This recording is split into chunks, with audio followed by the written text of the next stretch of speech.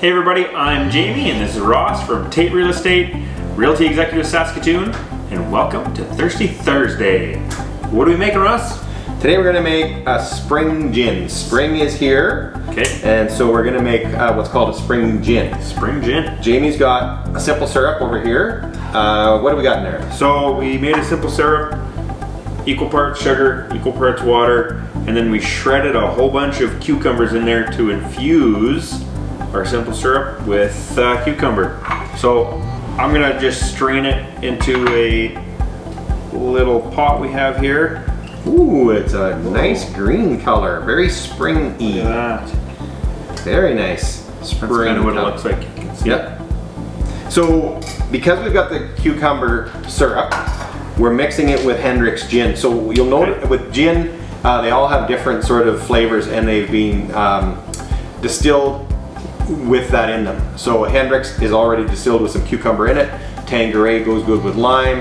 A halfpenny or gunpowder would be good with either black peppers or blueberries, those kind of things. And so with this one, we're going to use some cucumber to help bring out that flavor. It'll be a nice spring flavor.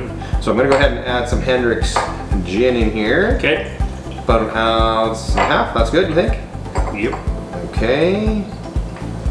How much Over here. simple syrup do you think? I think it's probably about an ounce. Maybe, no, a little more. One more. Yeah. Oh, it's beautiful. Okay. Accurate measurements going on here. I'm going to top this up with some soda water. That'll be good.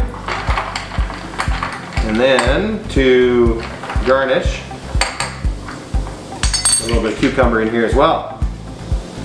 It'll help enhance the flavor. Okay.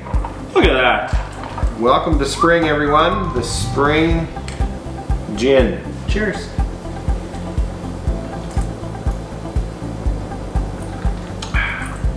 That's just refreshing. It's very refreshing.